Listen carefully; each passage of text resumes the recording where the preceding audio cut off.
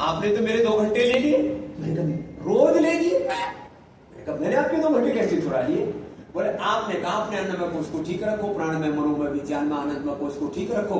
तो मैं आधा घंटा व्यायाम करती हूँ, आधा घंटा प्राणायाम करती हूँ, फिर सूक्ष्म व्यायाम करती हूँ, आप जैसे कहते हो उसे ध्यान करती हूँ, फिर स्वाध्याय करती हूँ। तो मेरे को आपने 2 घंटा 2.5 घंटा रोज चुरा लिया मेरी जिंदगी से। आपको तो रोज 2-2.5 घंटे देती हूं मैं।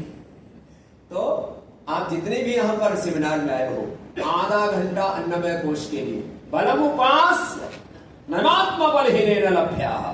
यदि आपका शरीर बल प्रबल नहीं है, शरीर का ढांचा अलग अलग हो सकता है। जिससे जो एक बालक आया, उसने कहा स्वामी जी मैंने आपसे सुना था 7-8 साल पहले आप आए थे, तो आपने कहा था विकल्प रहित संकल्प अखंड प्रचंड पुरुषार्थ। वो बच्चे का 21 किलो वजन है। नारनौल के पास का एक गांव है खटोटी कला, वहां का बालक है। और अभी IAS ऑफिसर्स में उसने बड़ा कीर्तिमान बनाया केवल एक शब्द ब्रह्म से, विकल्प रहित संकल्प। आप सुबह हमारे साथ मंच पर था बालक। एक शब्द की महिमा है, शब्द ब्रह्म हम जिसको कहते हैं, एक शब्द संविचार। तो आधा घंटा फिर व्यायाम, आधा घंटा प्राणायाम, कम से कम 5-10 मिनट का ध्यान। ये तो फिर आपका मनोमय, विज्ञान में, आनंद में कोश कैसे पुष्ट होगा? 5-10 मिनट का स्वाध्याय। सांख्य, योग, न्याय, वैशेषिक, वेदांत, मीमांसा, कोई भी एक दर्शन का कम से कम एक सूत्र। ऋग, यजुर, साम, अथर्व, त्रयी विद्या, उसमें से कम एक मंत्र पढ़ो। उपनिषदों की कम से कम एक ऋचा अवश्य पढ़ो।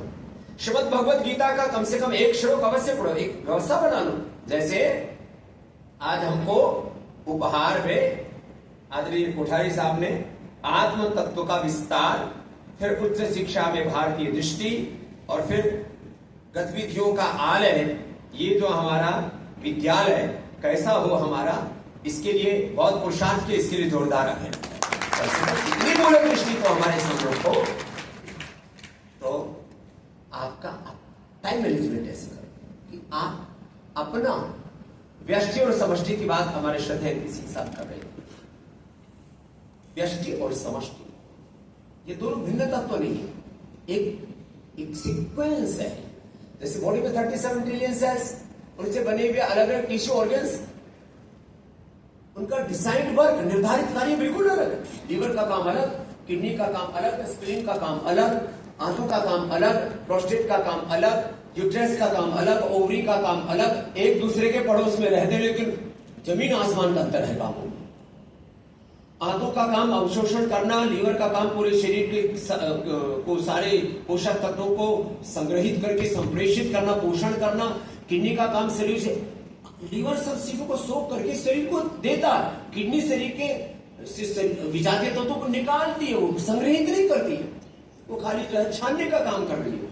हार्ट का काम अलग, लब का काम अलग, ब्रेन का काम अलग, आंखों का काम, जो एक दूसरे का काम हस्तक्षेप नहीं करता। कान के काम में कान, आंख के काम में नाक के काम में, कहीं दांत के काम में, आंत के काम में, एक दूसरे कोई हस्तक्षेप नहीं है। सबके काम बटे हुए और पूरे सामंजस्य से चल रहा है। एक आत्म तत्व में सब कुछ सन्निहित है। ये दृष्टि है उपनिषद दृष्टि, ये पंचकोशीय दृष्टि।